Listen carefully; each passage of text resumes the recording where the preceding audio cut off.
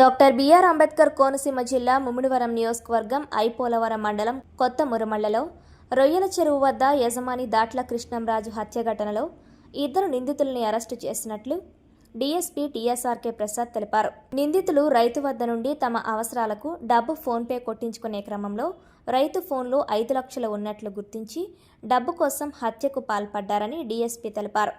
రైతు ఆక్వా చెరువు వద్దకు వచ్చిన పనివారిపై కేకలు వేశారని, ఆ క్రమంలోనే వారి మధ్య ఘర్షణ జరిగి రైతుపై ఇద్దరు వ్యక్తులు దాడికి పాల్పడినట్లు గుర్తించడం జరిగిందన్నారు. దీనికి సంబంధించి మృతునికి చెందిన సెల్ ఫోన్, మోటార్ బైక్ కనిపించకపోవడంతో పాటు పనివాళ్లు పరారయ్యారన్నారు.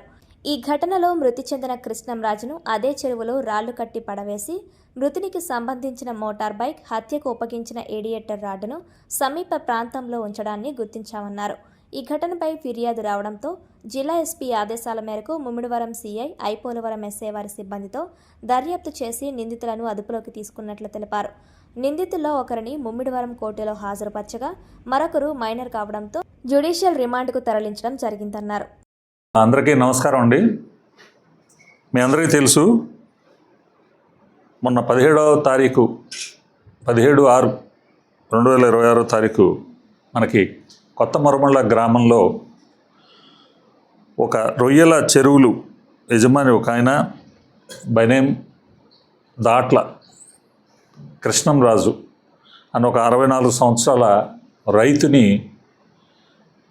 చంపేసి మర్డర్ చేసి వారి శవాన్ని అక్కడ వారి చెరువులోనే ముంచేసి, తాళ్లతో కట్టి ముంచేసి, శవం మీద బరువైన సర్వే రాళ్ళు పెట్టేసి ఉంచేయడం, వారు ఇంటికి రాకపోవడంతో వారి కుటుంబ సభ్యులు అనుమానించి వారు వెతకగా వారికి ఆ చెరువులో వారి యొక్క శవం కనుగొనడం జరిగింది. వారు ఇచ్చిన ఫిర్యాదు మేరకు మేము 18వ తారీఖు నాడు ఐపోలవరం పోలీస్ స్టేషన్లో ఒక మర్డర్ కేసుని ఎఫ్ఐఆర్ వేయటం జరిగింది. ఈ విషయం మీ అందరికీ తెలిసిందే. ఆ మర్డర్ కేసులో అనుమానితులుగా ఎవరైతే ఈ చెరువుల మీద పని చేయడానికి వచ్చారో ఒక ఇద్దరు యువకులు, వారిని అనుమానితులుగా భావించడం జరిగింది. ఎందుకంటే ఆ రోజు మధ్యాహ్నం 17వ తారీఖు మధ్యాహ్నం మృతునితో వీరికి ఘర్షణ జరిగింది. అది చుట్టుపక్కల రైతులు చూశారు. ఆ ఘర్షణ జరగడం వరకు వారు చెప్పారు. కాబట్టి ఆ ఘర్షణ కాన్సిక్వెంట్గా మర్డర్ జరిగి ఉంటుంది అనేది అందరూ గట్టిగా భావించారు. ఆ భావించిన క్రమంలో వారిని గట్టిగా మనం అనుమానితులుగా భావించాము. వారే మర్డర్ చేసి ఉంటారని కూడా గట్టిగా భావించాము. ఎందుకంటే వారు కూడా పారిపోయారు కాబట్టి. అలాగే మృతుని వద్ద మాకు ఆయనకు కావాల్సిన ఆయన యొక్క సెల్ ఫోన్ దొరకలేదు, ఆయన బండి దొరకలేదు. సో ఏదో సంథింగ్ ఫిషీ అని మేము అప్పుడే అనుమానించి ఇది ఖచ్చితంగా వారు కూడా పారిపోవటం, ఎవరైతే పనివాళ్ళు, సో దీని మీద భార్య అనే ఒక అభిప్రాయంతో వెంటనే మేము దర్యాప్తుని కొనసాగించడం జరిగింది. ఈ కొనసాగింపులో భాగంగా ముద్దాయిల్ని మేము ఒక టెక్నికల్ సోర్సెస్ వాడుకుని వారిని మేము ఈరోజు తెల్లవారుజామున వారిని మేము కాకినాడలో వారు ఒక రూమ్ తీసుకున్నారు. ఆ రూమ్ వద్ద వారిని అరెస్ట్ చేయడం జరిగింది. దీంట్లో ఒక ముద్దాయి పేరు సలాపురెడ్డి బాబ్జీ ఎలియాస్ సిద్ధు. ఇతని వయసు 21 సంవత్సరాలు. కొయ్యూరు గ్రామం, ఇతని విశాఖపట్నం జిల్లా. రెండో ముద్దాయి జువెనైల్. అతని పేరు వెల్లడించడం సాధ్యం కదా కాబట్టి చెప్పలేకపోతున్నాము.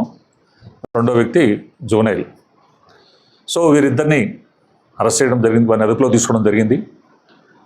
వారి యొక్క కన్ఫెషన్ మీద తిరిగి ఇక్కడ మళ్ళీ మురమళ్ళ దగ్గరకు వచ్చి చనిపోయిన మర్డర్ గావించబడిన కృష్ణంరాజు గారి యొక్క బండిని కూడా వారు తీసుకెళ్ళి సంఘటన జరిగిన దానికి సుమారుగా 1 కిలోమీటర్న్నర దూరంలో తీసుకెళ్ళి వాళ్ళు దాన్ని కప్పేయడం జరిగింది కనపడకుండా.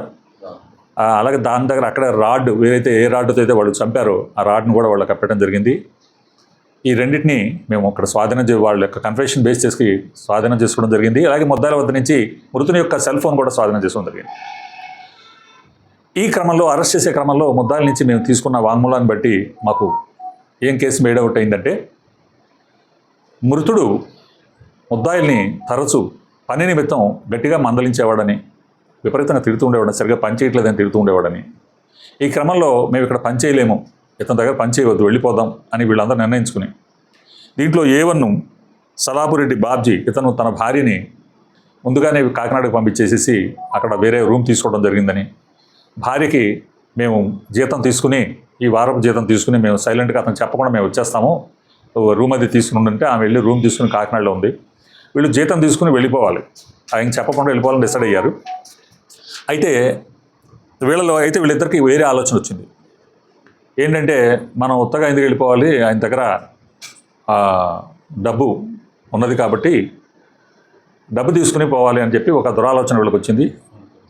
దీని క్రమంలో ఎట్లా జరిగిందంటే, ఈ డబ్బు ఉందన్న విషయం ఎలా తెలిసిందంటే, వీళ్ళు ఒక 1000 రూపాయలు వాళ్ళ వైఫ్ అకౌంట్కి ట్రాన్స్ఫర్ చేయమని చెప్పి, ఫోన్పే చేయమని చెప్పి వీళ్ళు రిక్వెస్ట్ చేస్తారు. అంతకుముందు ఒక 3 రోజులు 4 రోజుల ముందు 14 తారీఖు అనుకుంటాను చేస్తారు. చేస్తే ఈయన ఏం చేస్తారంటే, వాళ్ళు ఎదురకుండానే దాన్ని ఓపెన్ చేసి 1000 రూపాయలు పంపిస్తాడు ఆయన. పంపిస్తే వీళ్ళు అప్పుడు ఆ పిన్ చూడరు గబుక్కున. అందుకని మళ్ళీ ఏం చెప్తారంటే, వైఫ్కి ఫోన్ చేసి, లేదు సార్ పడలేదట, 1000 రూపాయలు మీరు పంపించారని తన అకౌంట్కి పడలేదట, ఇంకా మళ్ళీ పంపించండి ఇంకోసారి అంటారు. అప్పుడు అతను అనాలోచిస్తుంటే మళ్ళీ ఇంకోసారి 1000 రూపాయలు పంపిస్తాడు. ఈ 1000 రూపీస్ పంపించినప్పుడు పిన్ నెంబరు అబ్జర్వ్ చేస్తున్నారు, పిన్ నోట్ చేసుకుంటారు. పిన్ నోట్ చేసుకున్నది అయిపోతుంది. ఈ 17వ తారీఖు ముందు ఆయన డబ్బులు తీసుకుని వెళ్ళిపోవాలనుకున్న వాళ్ళు, మనకు పిన్ నెంబర్ తెలిసింది కాబట్టి, ఈ 1000 రూపాయలు పంపించేటప్పుడు, యాక్చువల్ ముందు 1000 రూపాయలు పంపించేటప్పుడు 1000 రూపాయలు పంపించడం పడలేదు, మీ అకౌంట్లో డబ్బులు ఉన్నాయో లేవో అంటాడు కావాలని. అంటే అతను చేస్తుంటే చెక్ బ్యాలెన్స్ చెక్ చేస్తారు ఫోన్పేలో. చెక్ బ్యాలెన్స్ వస్తే దాంట్లో 4 లక్షల రూపాయలు 5 లక్షల రూపాయలు క్యాష్ ఉంది. అది చూశారు వీళ్ళు. సో మళ్ళీ అది దృష్టిలో పెట్టుకున్నారు. సో ఎందుకు 5 లక్షల రూపాయలు ఉన్నాయి, ఎందుకు మనం 5 లక్షల రూపాయలు కూడా మనం ట్రాన్స్ఫర్ చేసుకుందామని అప్పుడు నిర్ణయించుకుని ఆయన్ని వీళ్ళు చంపాలని నిర్ణయించుకుని, ఆయన వచ్చినప్పుడు 17వ తారీఖు వచ్చే షెడ్లో కూర్చున్నప్పుడు ఆయన ఆ పని చేయలేదు, ఈ పని చేయలేదు, కేకలేసి, యాక్చువల్ పొద్దునే వస్తాడు ఆయన, పొద్దునే వచ్చి పనులు పురమాయిస్తాడు, మళ్ళీ వస్తాడు 1 గంటకి 1:30కి, పనులు వీళ్ళు ఏం చేయరు, వదిలేస్తాడు. దాంతో ఇంకా కోపం వచ్చి ఇంకా తిడతాడు, ఏం పని చేయకుండా అట్లా వదిలేస్తే, చెప్పిన పనులు నేను చేయట్లేదు ఏదని కూర్చుంటాడు. కూర్చుని ఏదో అతను ఫోన్ మాట్లాడుకుంటూ ఉంటాడు. అప్పుడు వీళ్ళు ఒక రాడ్ తీసుకొచ్చి ఆ రాడ్తో, ఐరన్ రాడ్తో వెనకాల నుంచి కొడతారు. ఏవన్నే కొడతాడు. బాబ్జీ అనేవాడు 3 దెబ్బలు కొడతారు గట్టిగా. చాలా బరువైనది అది వెపన్, మీరు చూడొచ్చు, బయట డిస్ప్లేలో పెట్టాము. ఆ 3 దెబ్బలకి ఆయన స్పాట్లో పడి చనిపోతాడు. ఆయన చనిపోగానే ఆ సెల్ ఫోను వీళ్ళు స్వాధీనం చేసుకుంటారు. ఆయన సెల్ ఫోన్ని, ఈ బాడీని తీసుకెళ్ళి ఐరన్ అక్కడ ఉన్న ఒక వైరుతో కట్టేసి నీళ్ళలో ముంచేసి పైకి లేకుండా ఉండేలాగా ఈ సర్వే రాళ్ళు, బరువైన సర్వే రాళ్ళు ఉంటాయి, అవి ఆయన మీద పైన పెట్టేసి వీళ్ళిద్దరూ కాకినాడ వెళ్ళిపోతారు. కాకినాడలో A1 భార్య ఉంది అక్కడ. భార్యకి ఈ విషయాలు ఏం చెప్పరు, ఆమెకు తెలియదు, మర్డర్ చేసి వచ్చామనే విషయం తెలియదు, పని మానేసి వచ్చామనే విషయం మాత్రం చెప్తారు. బైక్ని దారిలో ఏం చేశారంటే, బైకు ఈయన ఇక్కడే పడేస్తే అనుమానిస్తారు కుటుంబ సభ్యులు, ఈయన ఎక్కడికో వెళ్ళిపోయాడని అనుకోవాలని చెప్పి ఆ బైక్ని తీసుకెళ్ళి 1 కిలోమీటర్ దూరంలో వేరే వాళ్ళ అక్కడ ఉన్నటువంటి ఒక రేకుల షెడ్, కొబ్బరి తోట ఉంటే మురమల పరిసర ప్రాంతంలో కొబ్బరి తోటలో ఒక రేకుల షెడ్ పక్కన, బాత్రూమ్ గోడ పక్కన ఒక ఇది ఉంటుంది, బరక లాంటిది, దానికి నల్ల బరకం కింద దాచిపెట్టేస్తారు. దాన్ని రాడ్ని కూడా దాచిపెట్టి వెళ్ళిపోతారు. అంటే కొంత డిలే అవుతుందని, అది ఐడెంటిఫై చేయడం డిలే అవుతుందని. This is the background. వారిని అరెస్ట్ చేసినప్పుడు వారి యొక్క ఈ చెప్పిన కన్ఫెషన్. ఈ లోపల